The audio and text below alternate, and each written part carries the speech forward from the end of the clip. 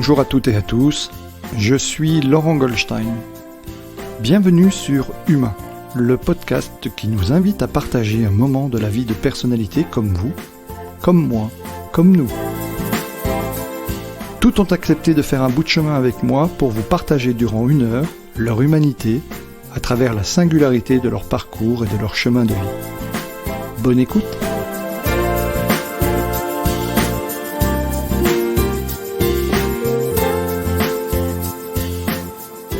Bonjour Jean-Pierre. Bonjour Laurent. Merci d'être venu à mon invitation ce matin, c'est un plaisir de t'avoir en face de moi. On va passer une petite heure ensemble et tout d'abord, comment vas-tu ? Eh bien, c'est dramatique parce que j'ai toujours la même réponse à cette question et je vais bien, je vais même très bien. J'essaie de trouver des variantes mais je n'en trouve pas, donc je vais rester sur cette thématique. Je vais très bien, merci Laurent. Oui, une des personnes que j'ai rencontrées me disait dernièrement aller mieux serait indécent. Donc voilà, donc, tu vas bien, c'est bien. Ok, merci. Est-ce que tu peux te présenter en quelques phrases pour nos auditeurs ? Eh bien, je m'appelle Jean-Pierre Henry, je suis donc quelqu'un qui va bien, mais ça vous le savez déjà. Se présenter, on sait jamais, enfin, je ne sais jamais par quel bout commencer. Je vais commencer par ce qui est une passion depuis tout petit. J'ai toujours la tête en l'air à regarder les avions depuis tout petit. Et j'ai eu la chance extrême de pouvoir en faire mon métier et donc d'entrer dans l'armée de l'air à une petite vingtaine pour être navigateur sur Mirage 2000. Et j'ai la chance aussi de poursuivre cette passion dans la réserve nationale. En quittant l'armée, j'ai décidé de créer une société. En quittant mon travail à temps plein dans l'armée, je me suis dit je vais créer une société pour bien partager tout ce qu'on fait de vertueux dans l'aviation et le partager à d'autres qui n'ont pas cette chance d'avoir accès à ce type de pratiques que nous avons dans l'aviation. Voilà. Je ne sais pas si ça me résume, mais en tout cas, si on ne retiendra à la fin de cette heure passée ensemble que Jean-Pierre Henry est quelqu'un qui aime les avions, eh ben ça me suffira. Oui, alors effectivement, tu as fait ta carrière dans l'aviation. Aujourd'hui, si mes souvenirs sont bons, tu as créé une société, effectivement, tu le dis, qui est Stan Institute. On retrouvera les liens dans la description de l'épisode. Et ce qui est intéressant, c'est que tu as transféré ton savoir-faire et ton savoir-être de navigateur, de pilote de chasse, au bloc opératoire, puisque il m'a semblé voir je crois que c'est sur ton site, c'est du cockpit à la salle d'opération. Est-ce que tu peux nous en dire un peu plus, parce que ça peut naturellement interpeller. Eh bien, tu as de très bonnes sources, effectivement. Du cockpit, je dirais même au bloc opératoire, les nuances, les amateurs apprécieront les nuances. En fait, oui, nous avons beaucoup de chance dans l'aviation parce que nous avons beaucoup d'obligations. Alors, ça peut paraître un petit peu antinomique ce que je dis, mais en fait, on le sait tous, plus ou moins intuitivement ou même scientifiquement. L'aviation aujourd'hui, c'est un des moyens, si ce n'est le moyen de transport le plus sûr. Alors on est à égalité avec le ferroviaire, hein, on n'est pas loin les uns des autres, avec des cultures de sécurité qui sont très proches. Pour prendre un exemple, l'aviation professionnelle, on prend le dernier crash d'Air France, c'était il y a bientôt, que je calcule rapidement 12 ans, juin 2009. Juin 2009, un Airbus A330 de Rio à Paris, le vol Air France 447, qui s'est dramatiquement crashé. Juin 2009, depuis, le groupe, si on prend le groupe Air France KLM, c'est quasiment 100 millions de passagers transportés par an. Je parle évidemment avant le Covid. Donc si on fait une règle de 2-3 rapide, 1 milliard de passagers transportés, 0 mort. On dit c'est quand même assez performant, on a peu de sinistralité. Dans l'aviation militaire, on a un peu plus de sinistralité, un peu plus de crash, c'est normal parce que on fait des missions de guerre, on va là où il y a du danger. Et donc forcément, on en paye de temps en temps le prix. Et on s'entraîne à ce haut niveau de risque. Et pour autant, malgré les périlleuses missions que nous pouvons effectuer, ce niveau reste, on a toujours très peu de crash. Ce niveau de risque reste vraiment très très géré, on va dire. À quoi c'est dû ? On a des avions, on a des systèmes qui ont une technologie extraordinaire et qui nous aident beaucoup. On a une organisation qui nous aide, j'y reviendrai, qui nous aide beaucoup. Mais on a aussi, et je dirais presque surtout, parce que c'est une des spécificités qui s'est développée dans l'aviation, l'humain est mis en première ligne. il y a des investissements forts qui sont faits sur l'humain, sur le travail en équipe. Aujourd'hui, on n'accepte pas qu'un avion soit crashé à cause d'une simple défaillance humaine qui aurait pu être anticipée, à laquelle on aurait pu avoir été formé. On a créé ces formations qu'on appelle CRM, Crew Resource Management, gestion des ressources de l'équipage. On les a créées, quand je dis on, c'est l'aviation en général. Elles ont émergé en gros au milieu des années 70 quand on a eu un dramatique accident à Tenerife où 2 Boeing 747 sont rentrés l'un dans l'autre dans la course au décollage et il y a eu plus de 500 morts. Et alors, les causes, c'est jamais la cause, le fait d'une seule personne, c'est toujours ce qu'on dit multifactoriel. C'est l'arbre des causes. L'arbre des causes, exactement, une espèce de domino qui s'effondre, et voilà, et on peut remonter très loin, mais c'est jamais une personne. Mais en tout cas, il y avait un facteur contributif qui était certain, c'était un des commandants de bord de ces Boeing qui était plutôt ce qu'on dirait autocratique. J'ai une personne qui impose un petit peu ses désirs.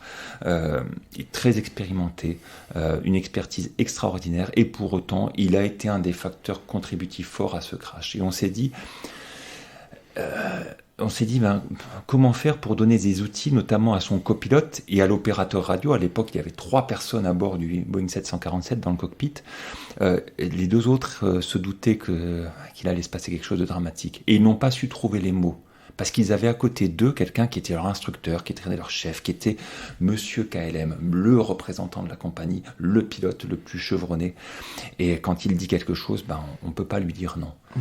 Et là, l'aviation s'est dit, on doit, et la NASA s'en est mêlée aussi, bien sûr, on doit faire quelque chose. On doit donner des outils aux membres d'équipage pour pouvoir faire quelque chose quand ils sentent qu'il y a la situation n'a pas dans la bonne direction, quelle que soit la personne avec laquelle je vole, je dois pouvoir susciter quelque chose chez elle, trouver les justes mots. Et donc des formations ont été développées pour pouvoir gérer ces ressources de l'équipage. C'est de ça dont il s'agit. Et tout le monde, on a une obligation au niveau mondial, plus précisément, je connais mieux la législation européenne, voire française, de suivre des cours, des formations de travail en équipage. Dès notre entrée, dès qu'on est des poussins, dès qu'on est tout petit dans l'avion, on a ces formations qui sont obligatoires en formation initiale et en formation continue, avec des rafraîchissements obligatoires. Ça se passe comment ? C'est des cours en salle, vous imaginez, vous mettez 12 personnes autour d'une table pendant une journée, et on va discuter de ce qui tue, de ce qui peut causer des problèmes. Et on en parle ouvertement. Et on oublie les grades, on oublie les qualifications, on oublie les fonctions, et on en parle entre nous.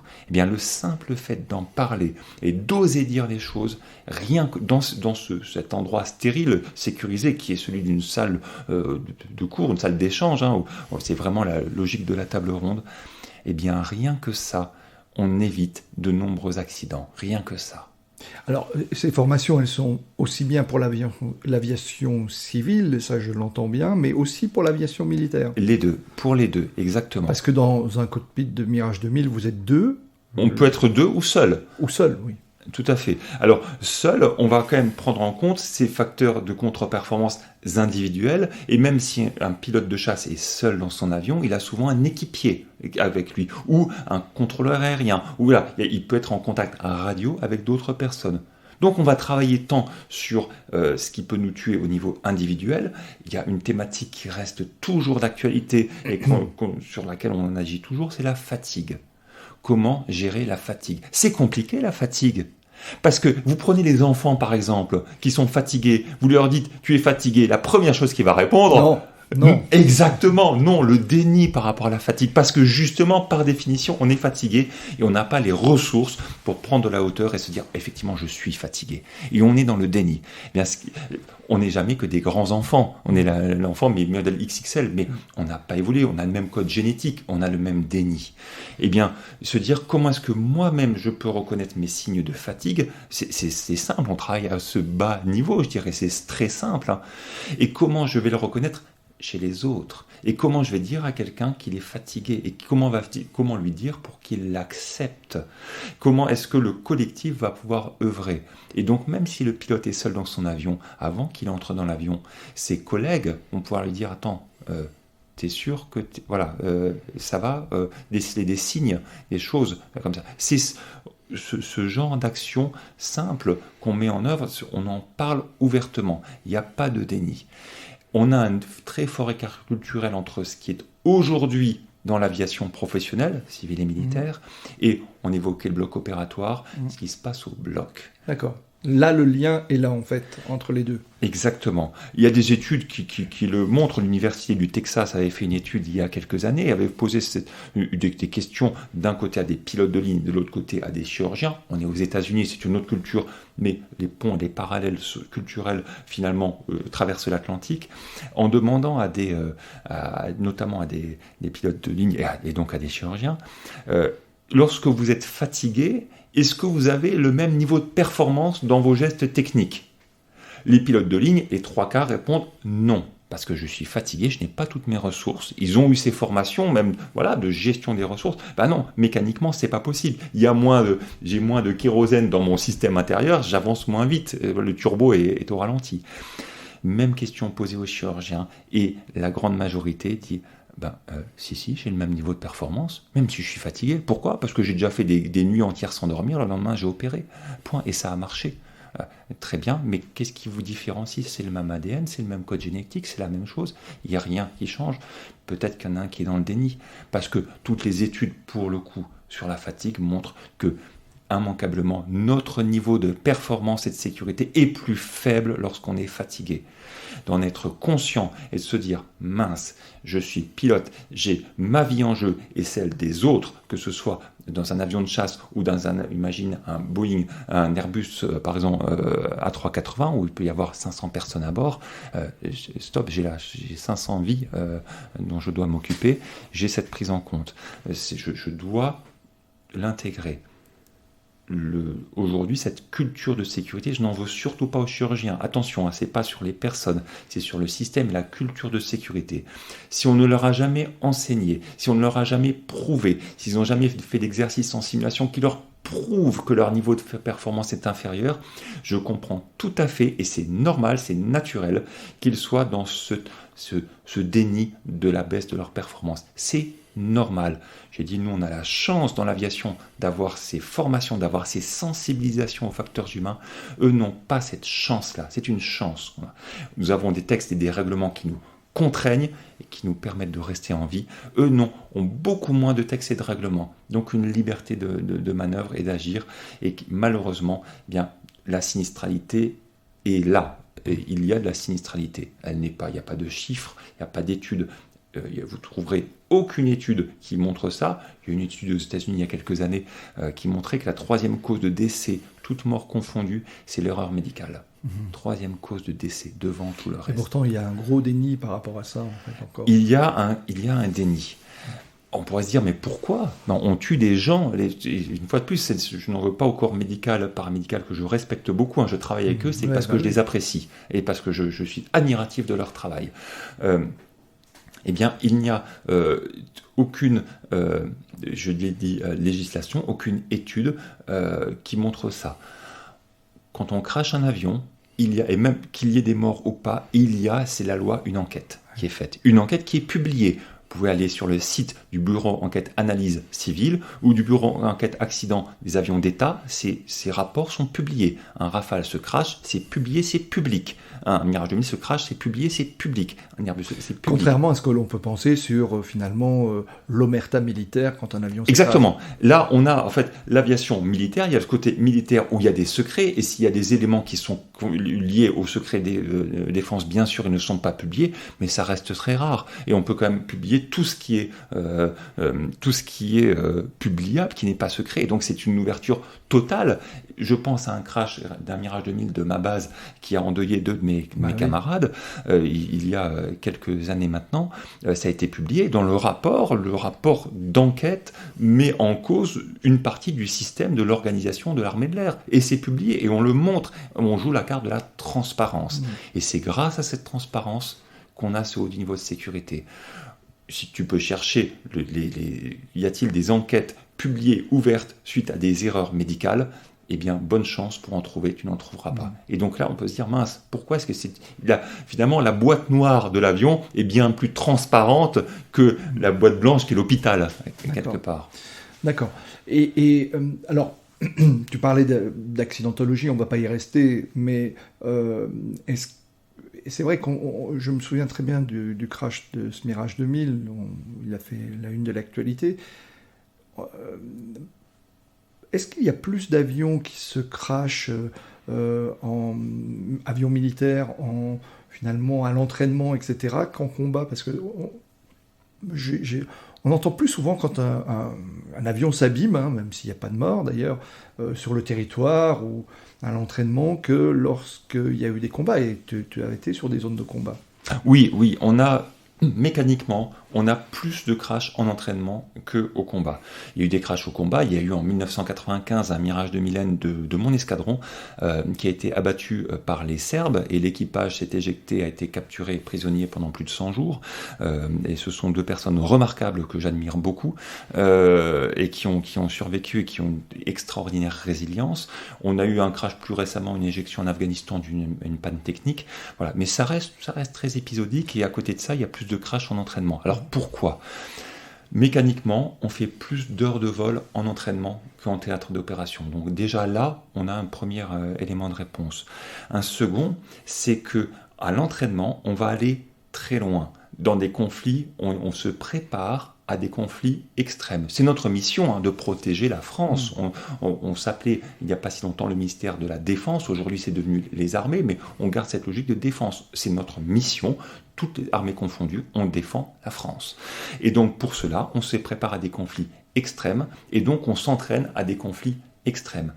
Les conflits auxquels on doit faire face aujourd'hui, on le voit dans le théâtre africain, au Mali, on l'a vu récemment en Syrie, on l'a vu en Libye, on l'a vu en Afghanistan, ce sont des conflits, des guerres qu'on pourrait dire, je reste prudent, mais asymétriques, dans lesquels on a quand même une supériorité aérienne.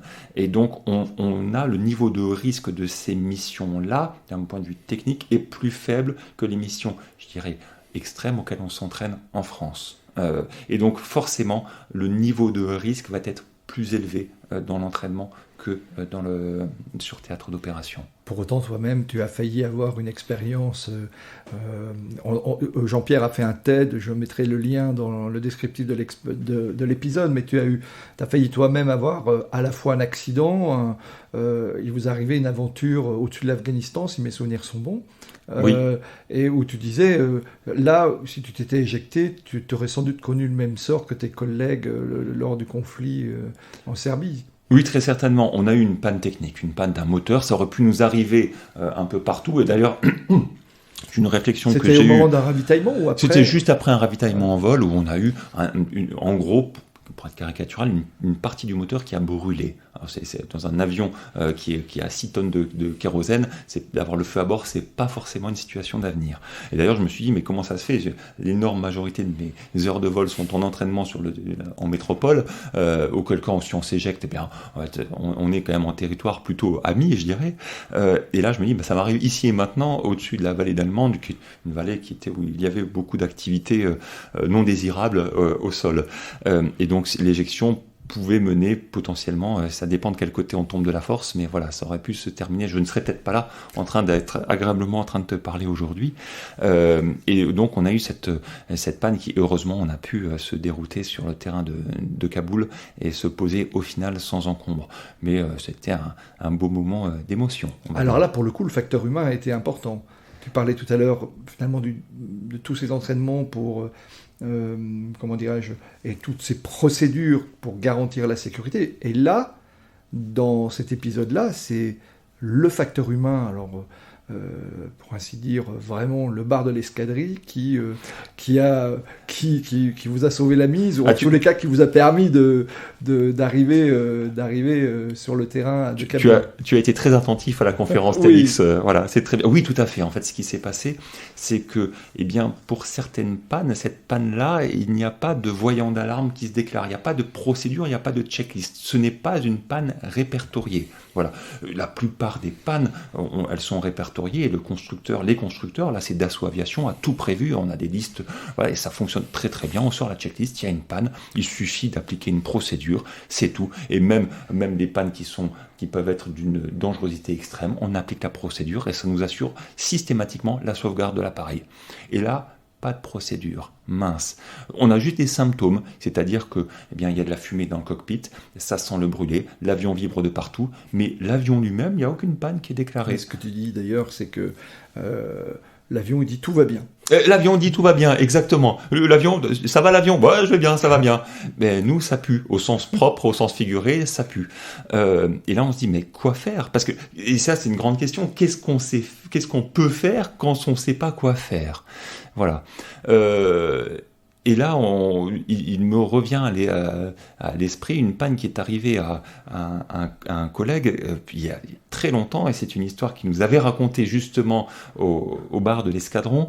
Et voilà, il nous avait raconté ce qui s'était passé, voilà, et comment il avait pu sauvegarder l'appareil. On avait eu des contacts avec l'industriel qui fabrique les moteurs, qui est la SNECMA, avec Dassault Aviation, on en avait parlé. Voilà. Et moi, j'avais eu juste la synthèse au bar, j'avais pas lu tout le dossier, mais il y avait eu la synthèse au bar, et là, je me rappelle de cette panne-là, et je me dis, pour moi, dans mon esprit, il faut bien se raccrocher à quelque chose.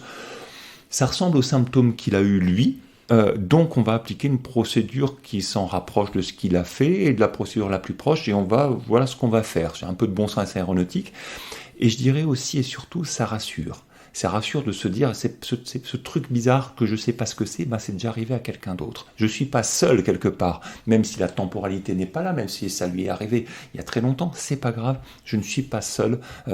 Voilà, c'est quelque chose c'est comme si ça m'était déjà arrivé. Et donc on a pu mettre l'avion dans une configuration pour nous permettre de nous sauvegarder et de nous poser. La morale de tout ça, et ça a été montré par une étude, c'est effectivement que la majeure partie de nos savoirs dans l'action, je dis nous, ça a été étudié dans le cadre précis des équipages de l'aviation de chasse par une étude, par une personne qui s'appelle Anne-Lise Marchand et qui a publié sa thèse, qui est aussi disponible, je pourrais donner les liens, de sa thèse. Merci. Qui a été dirigée par René Amalberti, qui est un des grands pontes, je dirais le grand ponte, s'il devait y en avoir un, de ce genre, de la sécurité aérienne, nucléaire, etc. Elle a montré dans son étude, cette chère Anne-Lise Marchand, que le savoir des pilotes de chasse dans l'action, face notamment à ce type de situation pour laquelle on n'est pas entraîné, ça vient des histoires qu'on a entendues de la part de nos pères. Et elle montre dans sa thèse, qu'en fait, pourquoi on se souvient de ces savoirs? Pourquoi est-ce que c'est ancré dans nos mémoires? Tout simplement parce que ça a été entendu. C'est des histoires qui ont été racontées par des pères, P-A-I-R-S. C'est comme si ça nous était arrivé. Ça leur arrive à eux, c'est comme si ça m'était arrivé. Et on se projette. Et de manière totalement inconsciente, on se dit, tiens, et si moi ça m'était arrivé, voilà qu'est-ce que j'aurais fait, voilà. Et ça nous crée un ancrage émotionnel qui fait qu'on s'en souvient même des années après, 10 ans, 15 ans après, on s'en souvient. On s'en souvient mieux qu'une procédure qu'on aurait lue dans un livre. Voilà. Et donc on peut encourager, moi c'est un des messages que nous passons dans les hôpitaux, à encourager d'avoir ne serait-ce qu'une salle de repos, une salle de convivialité dans laquelle on ait envie de se retrouver. La bonne nouvelle, c'est que ça ne coûte rien à l'hôpital. La meilleure salle de repos, l'hôpital n'a qu'à fournir les murs, c'est tout. Vous faites ça, vous laissez les personnels s'organiser eux-mêmes. Un tel va ramener le divan de chez sa belle-mère, l'autre va ramener la cafetière qu'il n'utilise plus, le troisième va faire ci, va faire ça, le four micro-ondes de la belle, voilà. Chacun se crée ça, on crée la salle de convivialité qui devient la nôtre. Et là, on se rencontre, et c'est un espace de rencontre entre les médecins, les infirmiers, les chirurgiens, les anesthésistes, les paramédicaux. Tout le monde se rencontre, et on est dans notre salle. Ça, je le vois trop rarement, parce que cet espace d'échange informel où on va parler les petits soucis de la rentrée des classes d'un tel, de ci, de ça, on va aussi évoquer, tiens, tu sais ce qui s'est passé hier au bloc? Voilà. Et on va en parler. Et là, on va créer des ancrages. Et ça va être pérenne. Ça coûte rien. Pour le prix d'un café, vous sauvez une vie. C'est ça. Et la salle de convivialité des escadrons de chasse est un endroit précieux qui est fait par et pour les équipages et le personnel de l'escadron. On est entouré de personnels administratifs, d'officiers de renseignement, des mécaniciens qui sont à l'étage juste en dessous. Et c'est un espace de rencontre. On y passe forcément au moins une fois dans la journée pour prendre un café, boire une bière sans alcool, je précise, et échanger. Et on fait des pots, on arrose de manière raisonnée évidemment tout événement parce que ça fait plaisir et que ça crée du lien et que c'est comme ça aussi qu'on évite des conflits. Comme les gens se connaissent, il n'y a pas de raison de s'engueuler avec quelqu'un avec qui on a sympathisé 5 minutes plus tôt en salle de convivialité.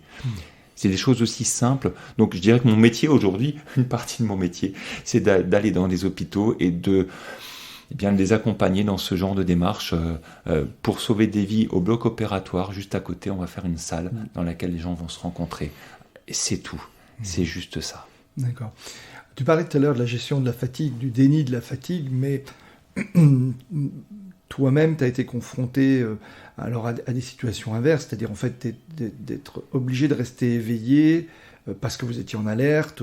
Il revient à ma mémoire un échange que nous avions eu à une époque en disant, ou à une conférence, parce que tu es aussi conférencier à laquelle je t'avais invité, où tu expliquais que une anecdote sur on prend pas trop quelque chose qui vous met ou une boisson énergisante parce qu'on sait qu'on va être on peut être d'alerte toute la nuit, puis à un moment on vous dit bah non, finalement vous restez vous n'y êtes pas, et là tu dis bonne chance pour dormir parce qu'en fait on ne peut pas dormir. Tu as très bonne mémoire, effectivement. Cet événement s'était passé en Afghanistan, au Kyrgyzstan, où nous décollions en 2002 pour le survol de l'Afghanistan, et on devait décoller vers minuit, et juste avant le décollage on prend une pilule de ce qu'on appelle la caféine LP,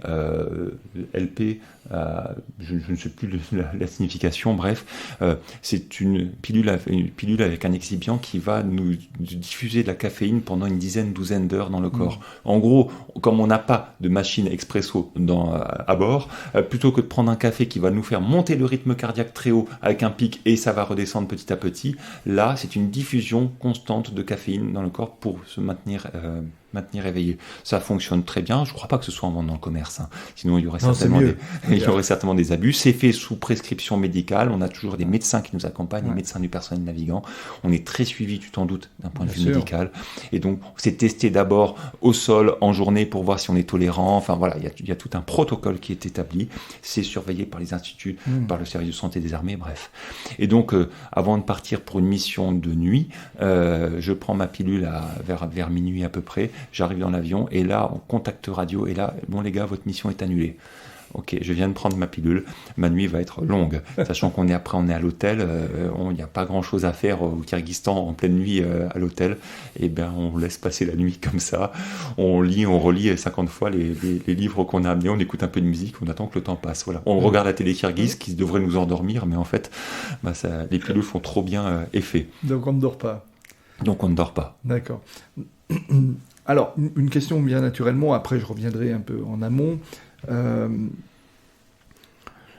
On est toujours impressionné, forcément. Alors, sans dévoiler l'ensemble du TED, mais j'ai cette image où tu dis dans une soirée, on sait tout de suite qui est pilote de chasse, parce qu'il arrive, il dit bonjour, je suis pilote de chasse. C'est ça, exactement. Mais j'ai toujours cette image où je me pose la question. Alors, on parlait tout à l'heure du ravitaillement en vol et du nombre d'heures passées finalement dans un cockpit. Et pour ceux qui connaissent le cockpit, c'est quand même pas grand, on peut pas bouger, on peut pas se lever, on est assis. Comment on gère ça finalement quand on reste plusieurs heures, c'est-à-dire on décolle de France pour aller sur un terrain d'opération à 6, 7, voire 8 heures de vol? Bon, peut-être pas autant, mais... Ça peut être autant, ça peut être, il y a eu des vols de 10 heures. Comment ça se gère, ça? Parce que c'est quand même impressionnant. La position assise, nous sommes assis, toi et moi, on sait pertinemment que dans une vingtaine de minutes, on va se relever, on peut peut-être aller boire le fameux café. Nous, on a une espresso, mais on peut bouger. Comment on gère cette position assise dans un endroit clos où l'espace vital est quand même extrêmement réduit pendant des heures et des heures, que ce soit le jour ou la nuit d'ailleurs? Tout est dans la tête. D'accord. Mes premières missions opérationnelles ont eu lieu au-dessus de la Bosnie, Kosovo et autres dans les années, début des années 2000. Et ces vols-là ont décollé d'une base qui était Istrana, proche de Venise. Il y a pire comme théâtre d'opération, en tout cas. Pour décollage au moins. Voilà, décollage et atterrissage. Ce qui se passe entre l'atterrissage et le décollage du vol suivant, c'est plutôt sympathique, surtout lorsque c'est la période du carnaval.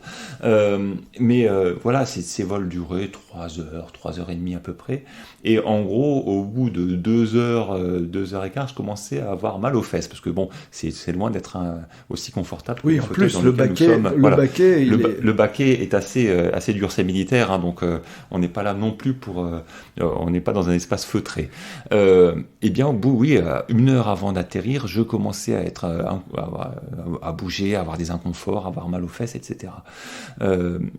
Et bien ensuite, les missions, quelques années plus tard, on faisait des vols de 5-6 heures.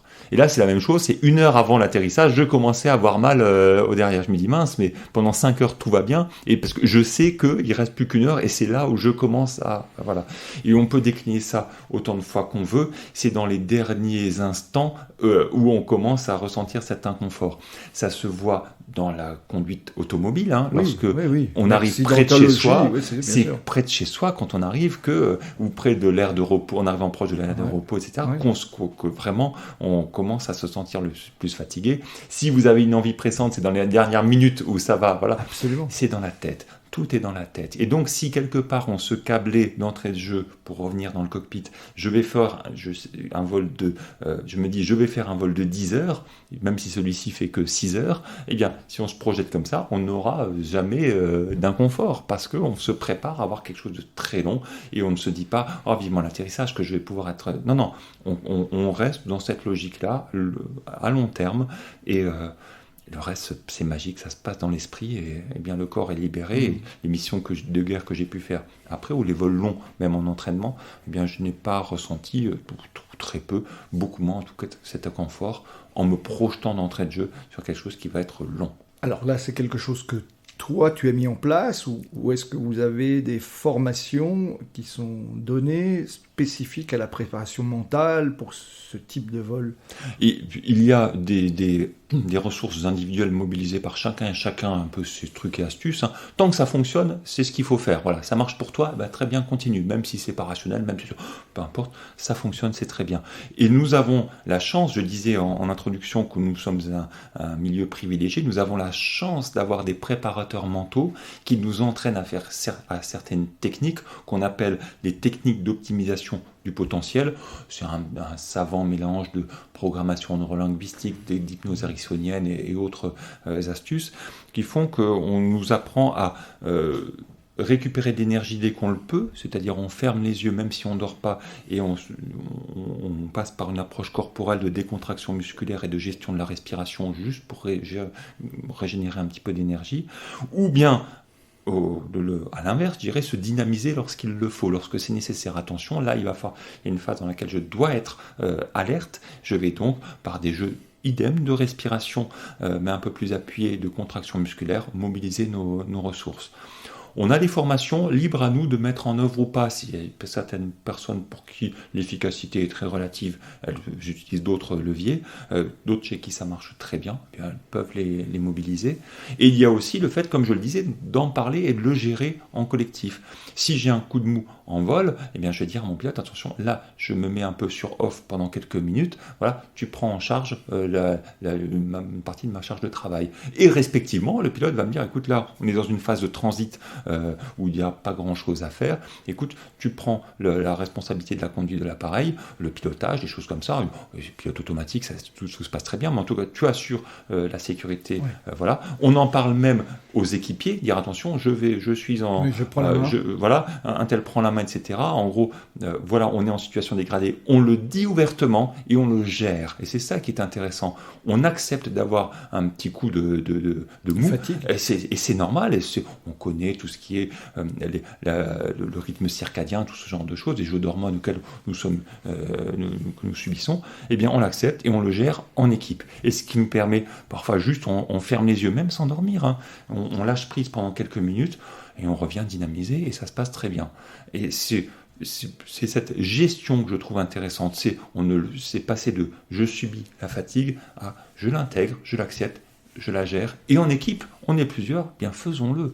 On pourrait imaginer cette transposition au bloc opératoire de dire, eh bien, pendant l'acte d'une opération longue, qui peut durer 4 heures ou plus, on peut stabiliser le patient. Il y a toujours des étapes clés. Ok, le patient est stabilisé, on peut le laisser, on n'est pas à 5 minutes près. Pour toute l'équipe, pause, un tel, tu assures la surveillance, l'infirmier anesthésiste, voilà, tu assures le monitoring, la surveillance du patient, tout le monde, on va un peu se poser, certains vont pouvoir s'asseoir, parce que parfois c'est debout pendant plusieurs heures, on va un peu respirer, on va aller boire un coup, on va faire quelque chose, voilà, ça se voit que trop rarement. C'est de la gestion, tout simplement, de la gestion des performances qui, je trouve intéressant à bien mettre en œuvre, tout simplement. D'accord.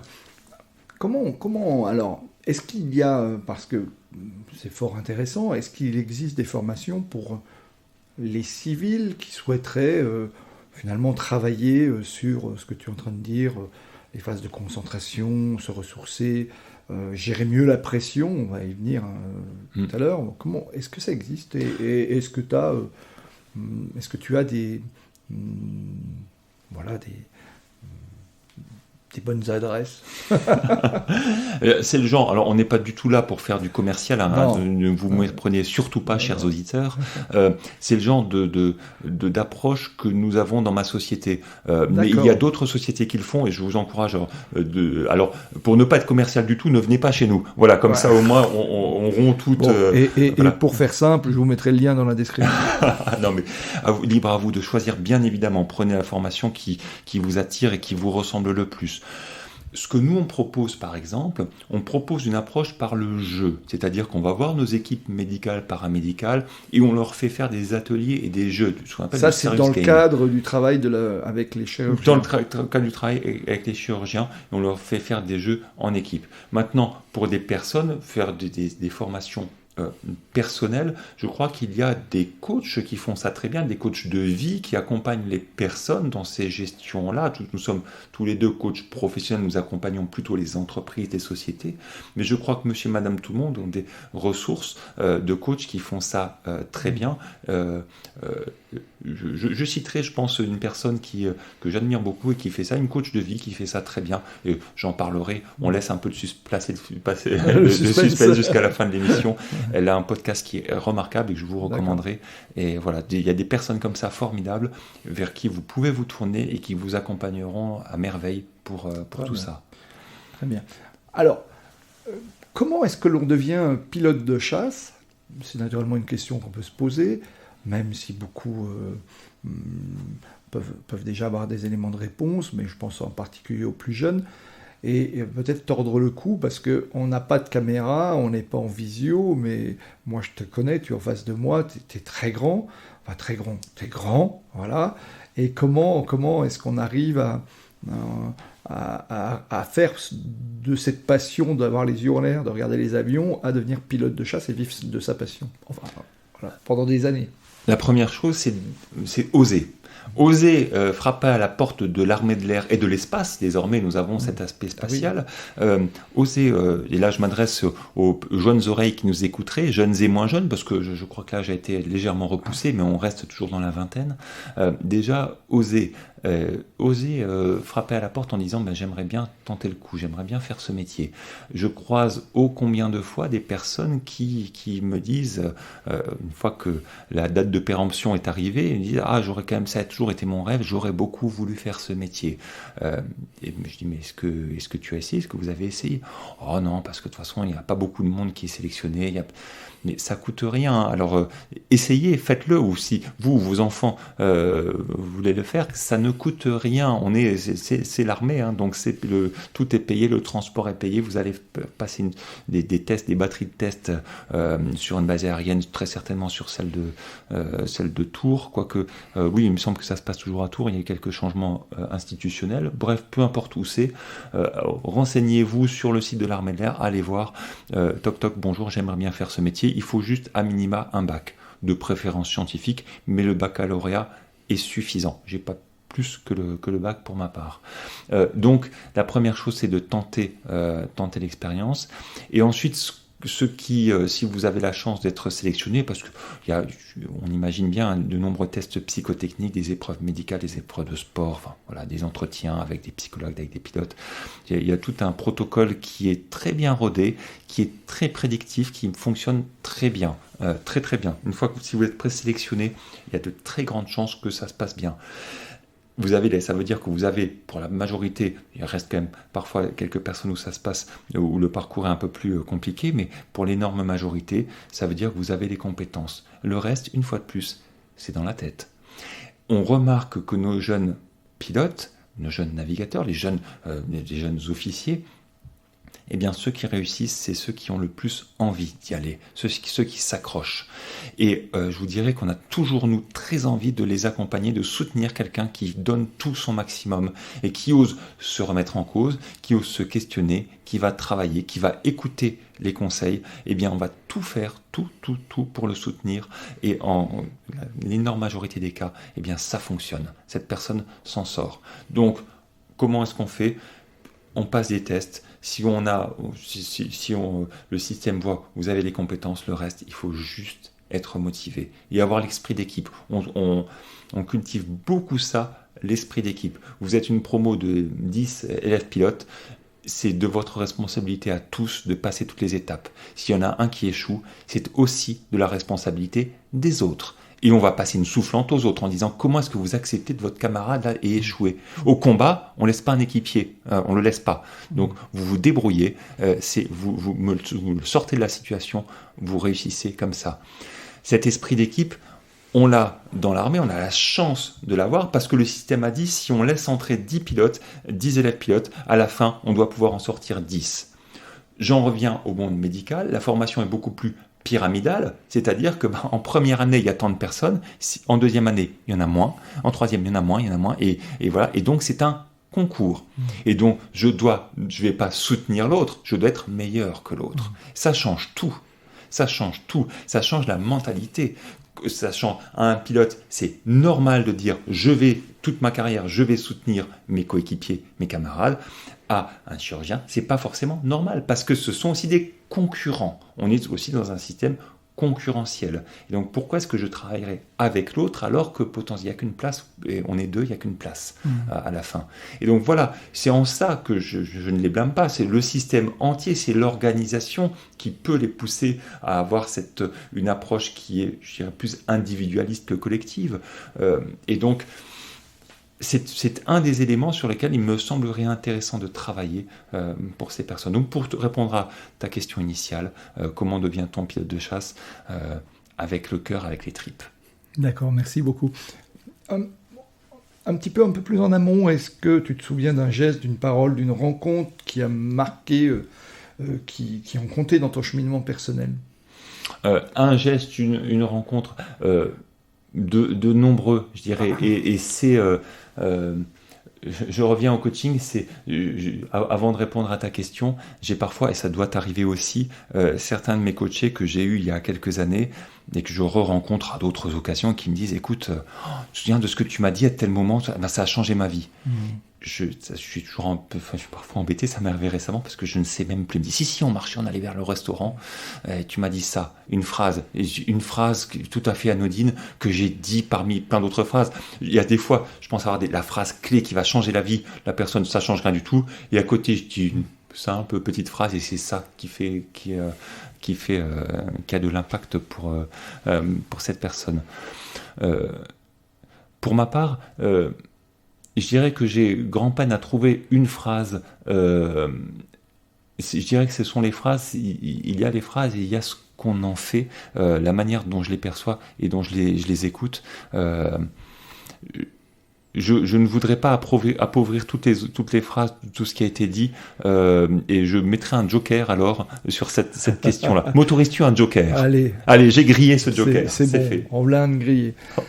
Oui, pour autant, dans tout ce que tu fais, en plus, tu es professeur à ICN Business School et tu diriges le programme coach consultant à Paris. Donc, je le dis aussi pour les éditeurs qui souhaiteraient éventuellement demain se former à cette approche. Comment gères-tu la pression du quotidien? Puis surtout, au-delà de ça, quels conseils donnerais-tu aux personnes qui traversent des tempêtes de vie, des tempêtes émotionnelles? Comment, voilà, puisque tu disais, tu nous faisais, tu nous expliquais que tu avais quelquefois par des phrases eu de l'impact avec des personnes, bien sûr, qui s'en sont emparées, qui en ont fait ce qu'elles voulaient, hein, bien sûr, on est bien d'accord. Mais comment est-ce que toi, personnellement, d'abord, tu gères la pression? Et je sais que le pilote, il gère énormément de pression. Comment toi, tu gères la pression d'une part? Et voilà, quelqu'un qui traverserait une tempête de vie, quel conseil lui donnerais-tu? Je dirais que ma manière de gérer la pression est assez empreinte d'une approche philosophique qu'on appelle le stoïcisme. C'est un choix délibéré, on parlera peut-être un petit peu de philosophie tout à l'heure. Des écoles philosophiques, il y en a plein. Et je citerai un petit peu quelques appétences pour certaines, mais notamment le stoïcisme, qui dit que, et ça a été démontré, ce qui est intéressant, ce qu'a dit Épictète il y a très longtemps, hein, ce ne sont pas les événements qui nous touchent, c'est la manière dont on les perçoit. Voilà. Alors ça peut paraître un peu perché à se dire, ouais, attends, quand même, quand tu te prends une balle de calibre 12 dans la jambe, tu la sens passer. Oui, bien sûr, évidemment, c'est certain. Maintenant, c'est ce qu'on en fait de ça. Ça m'évoque une histoire qui est arrivée à ma grand-mère, qui est réellement arrivée à ma grand-mère, hein, parce que souvent on fait dire à nos défuntes grand-mères beaucoup de choses, mais c'est réellement arrivé à ma grand-mère, et je peux vous faire signer des témoignages de ma famille que c'était vraiment arrivé. On n'ira pas jusque-là. Voilà. Il lui est arrivé à ma chère grand-mère, ma chère défunte grand-mère, elle était passagère en voiture et à un carrefour, c'était une de ses amies qui conduisait, elle avait déjà 80 ans hors taxe, et il y est arrivé un peu de tôle froissée. C'est-à-dire la voiture a un refus de priorité et il y a eu un accident. Il n'y a eu aucun dommage physique. Et ce qui est très intéressant, c'est la manière dont elle a vécu cet accident. Elle-même parlait de cet accident et quand elle le racontait, c'était assez épique et elle employait le terme de carambolage. Et donc on imaginait les voitures les unes sur les autres, les sinistres et tout ça, du feu de partout et des choses comme ça. Voilà, elle en faisait quelque chose d'extraordinaire. Et sa passagère, elle, avait un tout autre regard. Elle disait, bah oui, il y a eu un peu de tôle froissée, c'est tout. Et au final, quand on regarde la voiture, le pare-choc a été un petit peu enfoncé et voilà. Elles ont vécu dans le même espace-temps, exactement le même événement. Eh bien, il y en a une qui évoquait un carambolage et un sinistre extraordinaire, et l'autre qui disait, oui, enfin, c'est presque un non-événement, c'est une anecdote, pourquoi parles-tu encore de cela? Ça montre bien, ça démontre, d'autres études dont je n'ai pas les références en tête, ont démontré ça, qu'il y a, bien en fait, c'est pas tant l'événement lui-même, c'est la manière dont on va le percevoir, cet événement, qui va compter. Pour ma part, je souscris à cette approche-là et je me dis, bah, j'ai le choix. Soit je me comporte comme ma chère grand-mère, à être là et à en faire quelque chose qui est pour moi dramatique, soit je choisis d'en faire quelque chose comme étant juste, c'est un événement et j'en fais ce que j'en veux de cet événement. Je pars du principe que c'est un choix conscient que nous pouvons faire. Alors, ça peut paraître, lorsque j'évoque ça, parfois on me dit, mais non, tu peux pas, il y a quand même une part d'émotion, de choses comme ça.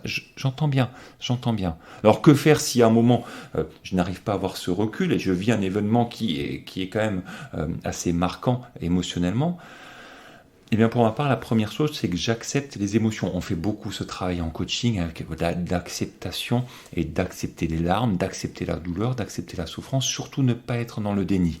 Eh bien, je pleure, eh bien oui, je pleure. Ça m'arrive rarement, mais quand je pleure, je pleure. Eh bien, c'est comme ça. Et les larmes coulent, c'est normal. Et je vais m'autoriser à m'en parler, je vais m'écouter moi-même. Qu'est-ce que mon corps est en train de me dire, qu'est-ce qui se manifeste? Ça coule tout seul, je ne choisis pas que ça coule, hein. Ça coule tout seul. Bah oui, qu'est-ce que mon corps me dit là? C'est quoi la tristesse? C'est quoi? Je recommanderais, on mettra un lien sur un excellent épisode une série qui s'appelle « Et tout le monde s'en fout » sur les émotions. C'est extraordinaire. En 3 minutes 42, vous avez tout compris sur les émotions. Voilà. Et donc, la tristesse, c'est, voilà, il y a quelque chose qui s'est passé, qui était indésirable. Mon corps me le dit, mais moi, je ne l'ai pas encore accepté. Donc, je l'écoute. Première chose, j'accepte l'émotion, j'accepte. Pour mieux gérer ça, prendre un peu de hauteur, je fais cette autre chose qui est très simple, j'en ai déjà parlé, c'est la respiration. qu'on appelle la respiration abdominale. C'est-à-dire que lorsque j'inspire, je gonfle le ventre, lorsque j'expire, je rentre le ventre. Sur un cycle d'à peu près 5 secondes, 5 secondes, 5 secondes, 5 secondes. Tout ça, je ne le fais pas que lorsqu'il y a un événement, je m'y entraîne régulièrement au fil de la journée pour réactiver ça.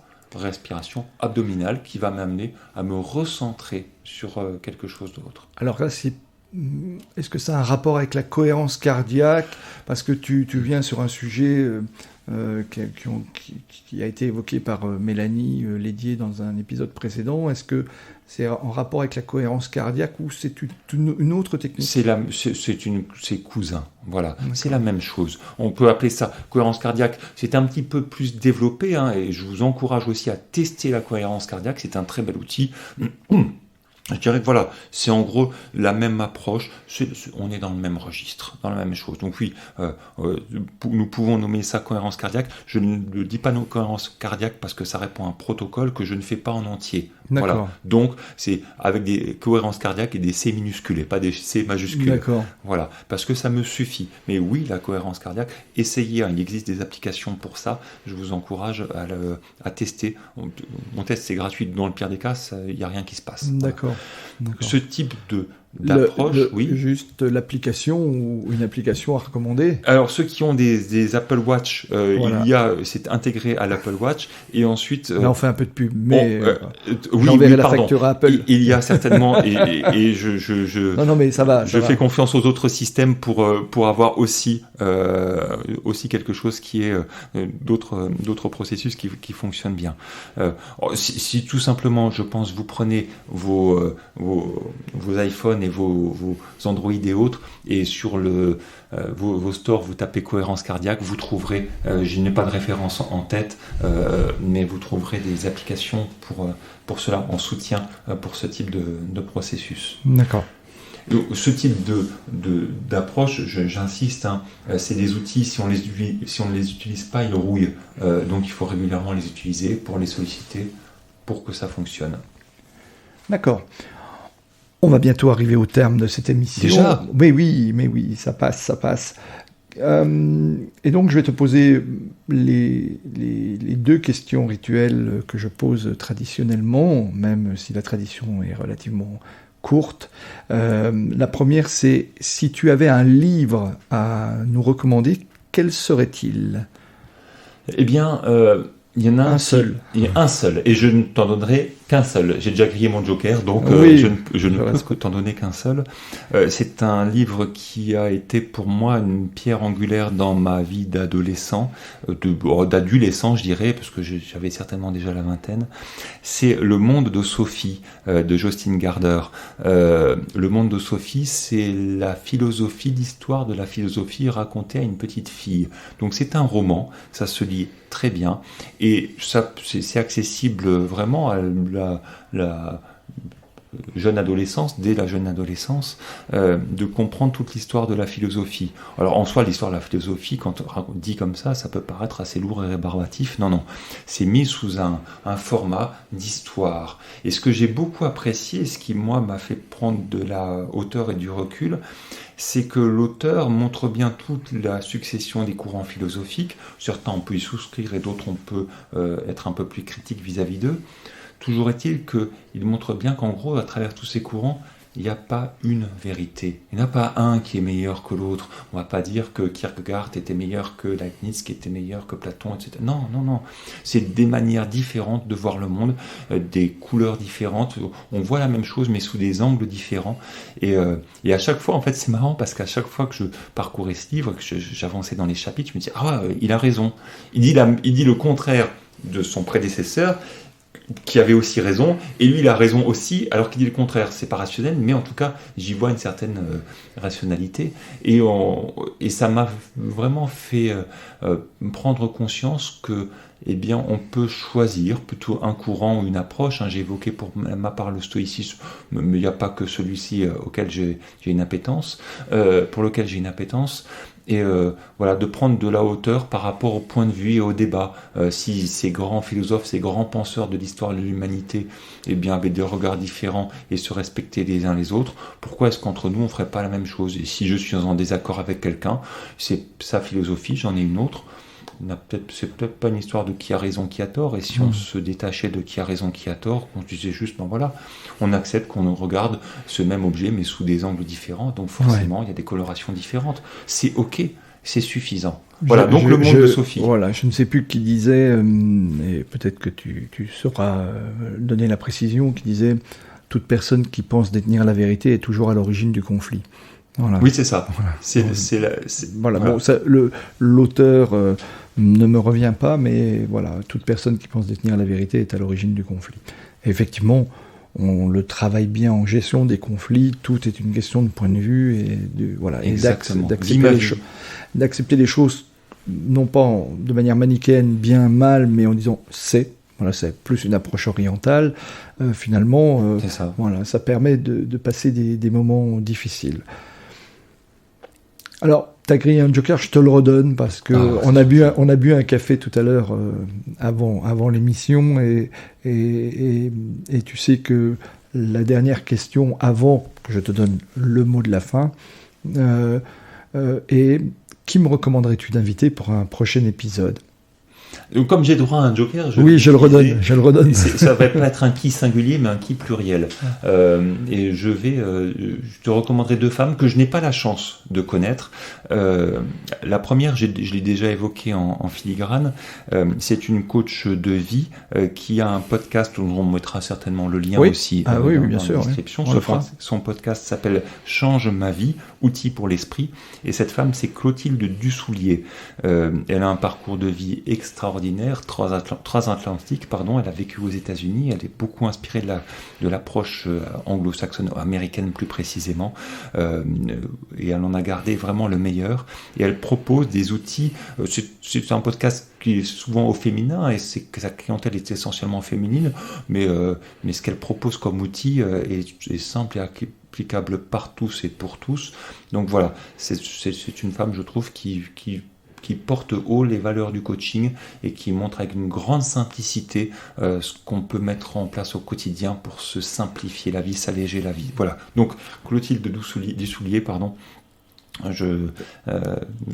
ce sera la première personne, la suggestion, voilà. La première suggestion. Alors, on mettra effectivement le lien de son podcast dans la description de l'épisode. Pour la seconde, on a commencé dans l'aéronautique, on va terminer aussi dans le ciel. C'est une personne que je ne connais pas personnellement, qui s'appelle Virginie Guillot. On mettra pareil, je crois qu'elle a un site, qu'elle a quelque chose, on mettra aussi le lien. Virginie Guillot qui a la particularité d'avoir été une femme leader de la patrouille de France. Wow.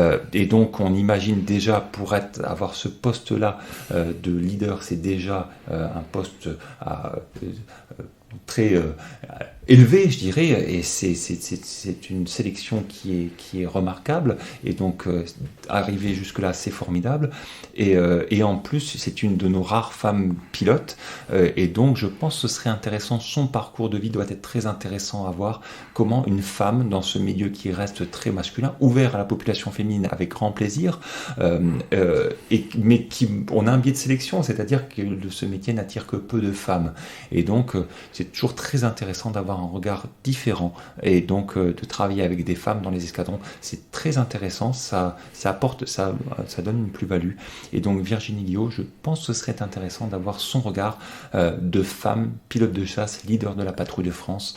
Voilà, je pense qu'elle a beaucoup à nous apporter. L'invitation est lancée, on va tout faire et tout mettre en œuvre pour avoir Virginie à ce micro. Le mot de la fin, il te revient, Jean-Pierre. Tu as le mot de la fin. Le mot de la fin, je dirais, je vais dire un seul mot. Voilà. Un seul mot. Et alors, quand je dis le mot de la fin, pour moi, c'est toujours quelques phrases, mais allons-y pour un seul mot. Ça me va. Un seul mot, bonheur, tout simplement. Le bonheur, c'est du bonheur d'avoir partagé cet instant avec toi et avec vous qui nous écoutez.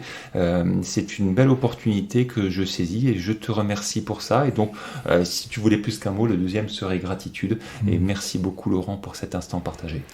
Merci à toi, Jean-Pierre. Merci d'être venu. Merci d'avoir partagé tous ces instants. Merci aussi pour les recommandations. Et on va naturellement tout mettre en œuvre pour avoir ces deux personnes devant le micro. Excellente journée À très bientôt. À très bientôt, Laurent. Au revoir, Jean-Pierre. Au revoir.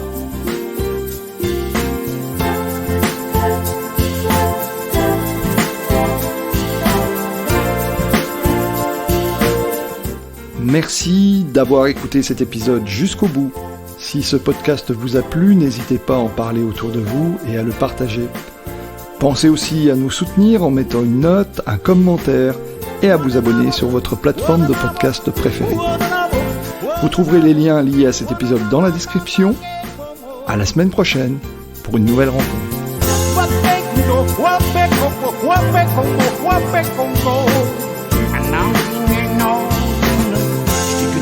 Stick it up, I think.